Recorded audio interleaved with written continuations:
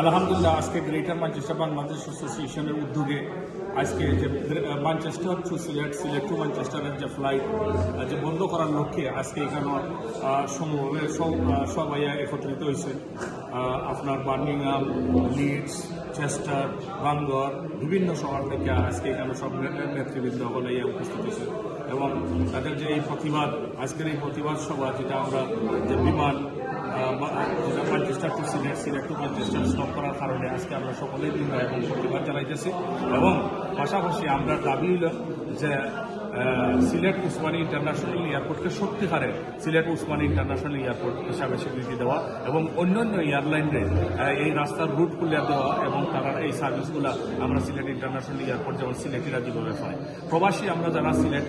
থেকে আইসি এখানেও আপনার সমস্তগত ওয়েস্ট মিডল্যান্ড থেকে দইরা স্কটল্যান্ড পর্যন্ত 2,70,000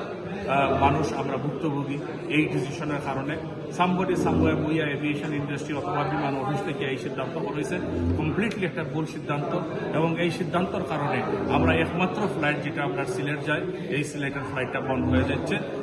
যেটার লেগে আমরা আজকে সকলে মিলে আন্দোলন শুরু করছি এখানে এবং আপনারা যারা এই প্রোগ্রামটা দেখতেছেন সকলেই আপনারা এই আন্দোলনের শরীর থাকবা এবং পাশাপাশি আমরা যেমন আমাদের দাবিগুলা ন্যায় দাবিগুলা যেটা জায়েজ দাবিগুলা আমরা যেভাবে আদায় করে নিতে পারি বাংলাদেশ সরকারের ভবিষ্যতে সরকার যারা আইতেছে এবং ইনশাল্লাহ আমরা একতাবদ্ধভাবে কাজ করলে পরে আমরা ইনশাল্লাহ এই দাবি আদায় করে নিব এবং এই দাবি শুধুমাত্র না, এটা আমাদের পাইপ। এই পাইপটা থেকে আমরা যেন বঞ্চিত না হই। আমরা যারা যারা আছি সিলেটি প্রবাসী যারা আছেন যে যেখানে আছেন আপনারা সকলে এটার মধ্যে যোগদান করবা এবং এটা এই কজটাকে আগুয়ে নিয়ে যাবে।